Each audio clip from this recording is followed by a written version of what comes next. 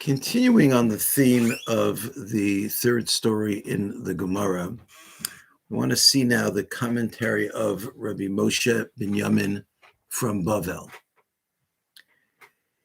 He explains that the Gemara talks about Horman bar Lilitha, which, as we mentioned yesterday, the Rashbam says is the name of a shade, but he takes a bit of a different spin on that. He says Horman, like we have the Aramaic word hormana, which means the orders, and Lilitha has echoes of the word Lila of night. And he said it's referring to the orders that are given at night, meaning at the moment of conception of a child. There's a famous Gemara that says that Arba'im Yom Kodem Yetziras Havlad, that 40 days before the formation of a child, which really means, because according to the Gemara, it takes 40 days from conception to formation. So it means at the time of the conception of a child, Bas Kol Yotzeis, a voice comes out from heaven, Va'omeres, and says, Bas Ploni Leploni, the daughter of so-and-so will marry so-and-so. So this thing that's running along the walls of Mechuza is this heavenly decree about who should marry who. And why is it running along the walls? Because the heavenly decree itself is responsible to see to it that the decree is fulfilled. So the heavenly decree itself is responsible to make sure that this couple meets. And it's running on a wall because the Gemara says that Misha ein lo isha shoroi below choma, that a man who has no wife, he's dwelling without a wall, he's lacking protection in his life. And down below, there's someone else riding on a horse. Why? Because since there's a heavenly decree about who should marry whom, so even if someone is riding on a horse and trying their best to capture this woman, not literally to capture her, but to capture her heart in marriage, he's not going to succeed. And he's referred to in the Gemara as a parsha, which we said yesterday means a cavalryman. But the word parsha can also be understood from the word porish, to be separate, because this person who's trying to capture this woman's heart, even though his name wasn't in the baskol, he's completely separate and distinct from her because of the baskol. But you want to know what? He's not giving up. And he hopes that through his efforts and his davening, he will succeed in marrying her anyway. But the fact of the matter is, he will never truly get her if his name is not the one that was said by the baskol. He explains that even though the Gemara says, Shema yikadmenu acher berachamim, the Gemara talks about the fact that you're allowed to get engaged during Chol HaMoed because someone else might get the girl before you. And the Gemara asks, well, how could somebody else get the girl before you? Doesn't the baskol say you're going to marry? And the Gemara answers, well, maybe someone else will daven and therefore get the girl instead of you. Rav Moshe Binyomin Bavel says that if someone succeeds in getting the girl because of his davening, they will regret it and they will never truly connect. And he quotes a story from the Gemara. And the Gemara says, Rava Chazia lahu gavra, Rava saw a person, Shahava kaboi rachmi, who was davening, Va'amar, and said, Rachmana Hashem, tis daminli planisa. You should arrange things that this certain woman marries me. Amarle Rava, so Rava told him, you shouldn't be davening like that. Ichazilach, if this woman is fit for you, lo azla minach, she's not going to leave you. V'ilo, and if not, kafarta bar, you're going to end up regretting the fact that you davened for her. Well, he didn't listen to Rava. He davened, and he got the girl. And Yom Echad, one day, Shame Rava lahu gavra. Rava again heard this person davening. Dava Amar, and he said, Rahman Hashem, O Ihu Yamos Mikama, either let me die before her, O he Thomas Mikame, or let her die while I'm still alive. The poor guy was miserable. And Rav Moshe Binyomin from Bavel says that if someone ends up marrying the wrong person, so she could end up marrying the wrong person and he'll die young. And she ends up marrying the person she was destined to marry. I know a couple of cases of people who, for various reasons, had extreme difficulty finding anybody in the frum community who would even date them. And in each of these cases, they ended up marrying somebody. One was a girl. She married someone whose wife had died very young. And the other case, it was a guy that I know who ended up marrying a woman whose husband was killed in a car accident. And somehow I always felt that these people died because they were really destined to marry somebody else. And that's what Rav Moshe Binyomin from Bavel is saying over here also. On the other hand, he says there are occasions where the person for whom a woman was destined acts in a particular way that he loses his mazel, and she ends up marrying someone else and they are happy. And there's a lot of discussion about this in various Sifrei Kabbalah, in Kabbalistic works. And it speaks about riding on the two bridges and jumping from one to the other and back and forth. Because when we think about this woman who the Baskol said she's destined for one person, but there's someone else trying to grab her, it's sort of like she's torn between the two of them. Maybe she doesn't really understand what's going on inside of her from a spiritual sense, but that's symbolized by the jumping back and forth. But in the end, the wine is poured from one cup to the other, because the one who is destined to marry her, he's losing his chance because of his behavior, and she's slipping away to the other one. But the one who's trying to get her, he's also losing his chance because she's not really destined for him. So the wine goes from one to the next and from one to the next. And we hope that at some point they lived happily ever after.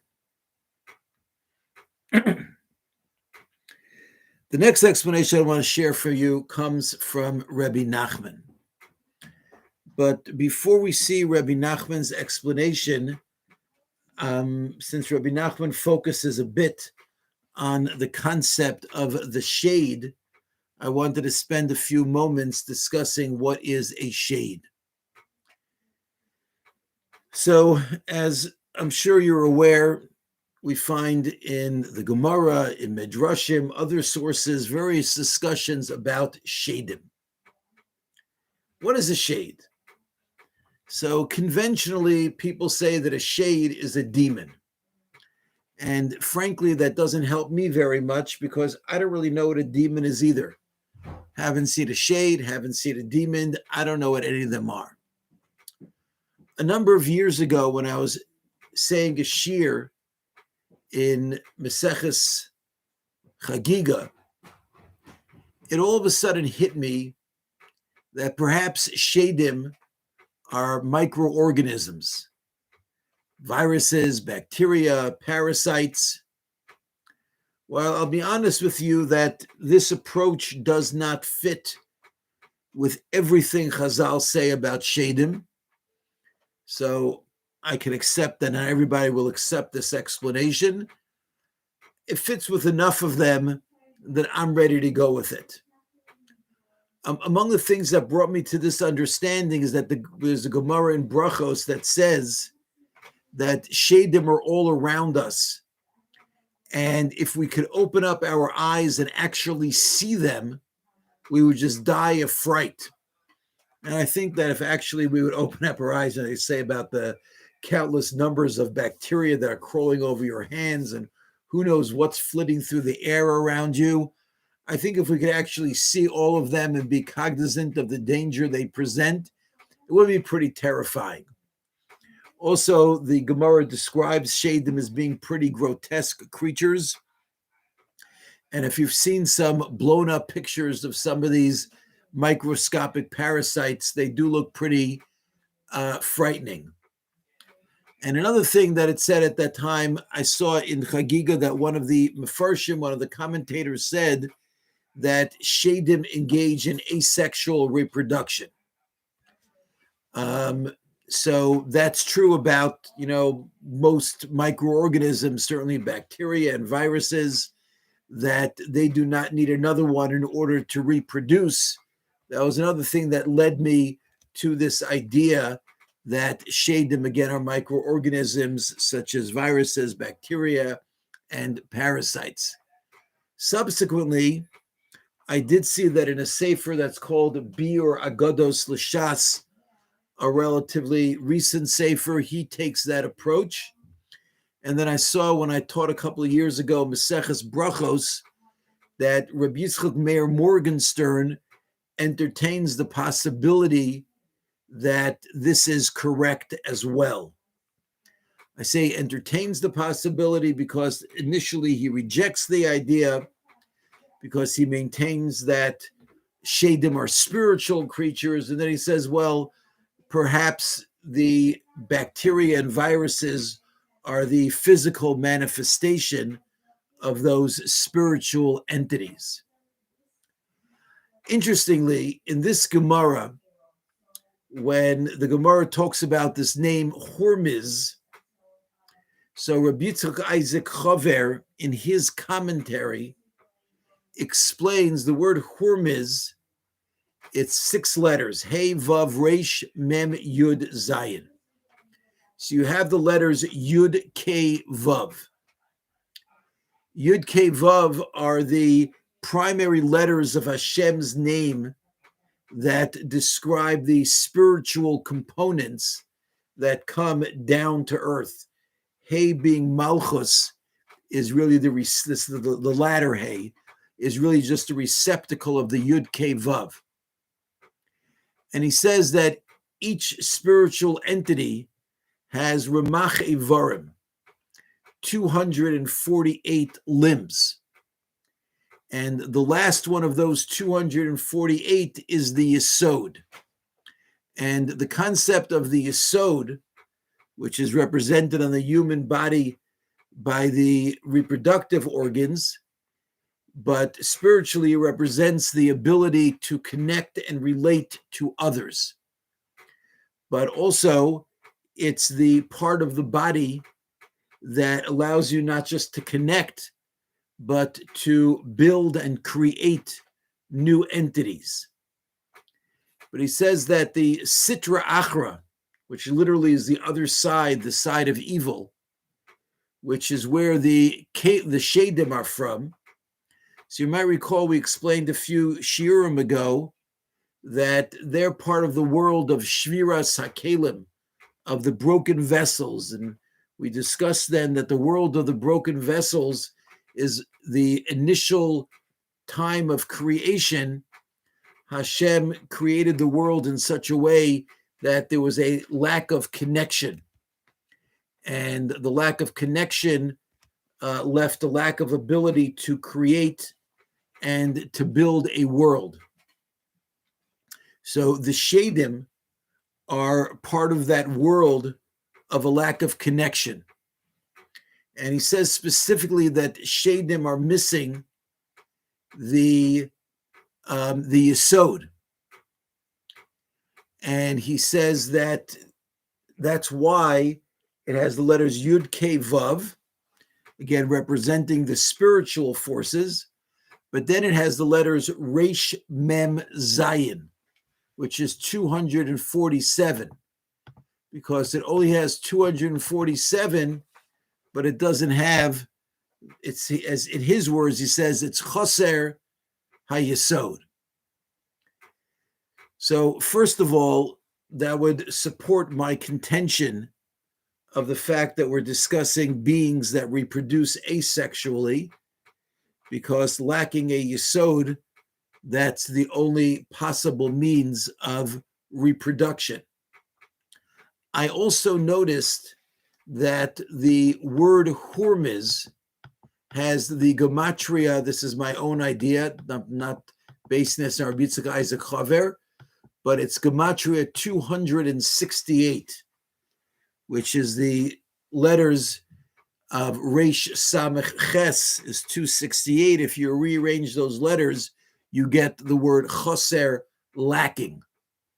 And I want to suggest that maybe it's called that specifically because of the fact that it is lacking the Yesod.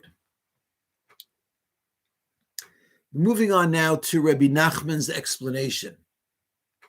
Rabbi Nachman says that Hormiz in this story is what he calls a Talmid Chacham Shed Yehudai, a Torah scholar who is a shade. And he explains that there are certain people who are Talmidei Chachamim, who are great Torah scholars.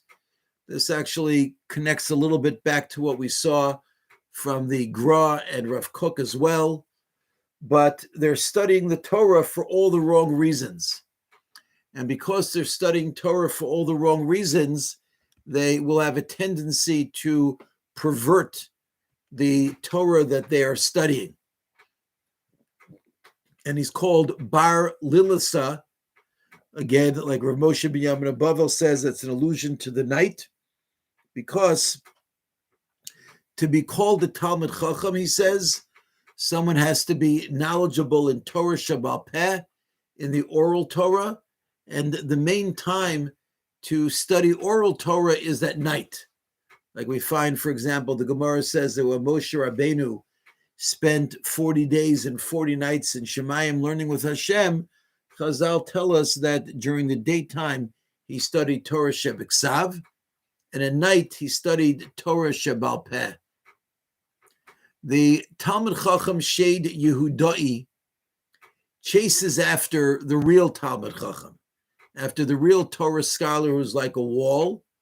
The reason why the real Torah scholar is like a wall is like the Gemara tells us in Bava Basra, that a Talmid Chacham doesn't have to contribute to taxes for protection of the city because his Torah is protective.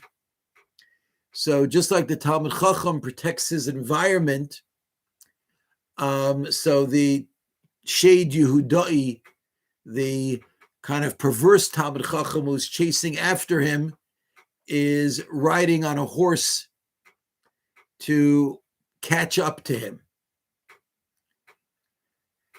He studies Torah, the teachings of the great Talmidei Chachamim back in the old days.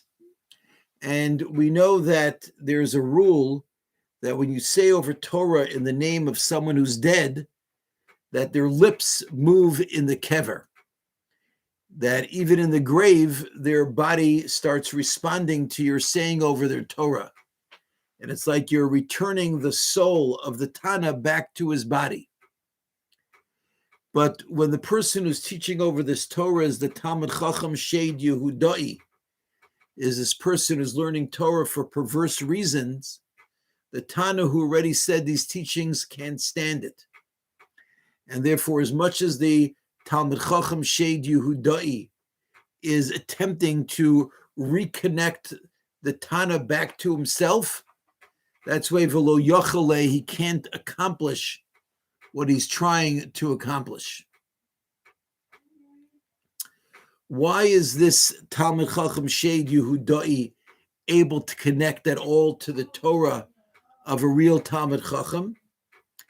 The reason is because even the true Talmid Chacham, the true tzaddik, can't always be learning Torah for the purely altruistic reasons. Every once in a while, even that Talmid Chacham needs to connect back to this world. And his learning is more of a learning shelo lishma, for ulterior motives. And at that time, that weakness, he's vulnerable to the Talmid Chacham Shed Yehudai, who's always learning the Torah for ulterior motives. And actually, it's impossible, as long as someone is existing in this world, to always be learning Torah that's completely disconnected from this world.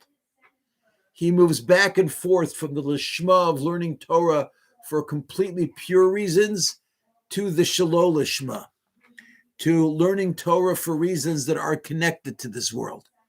Because in neither environment can he exist fully.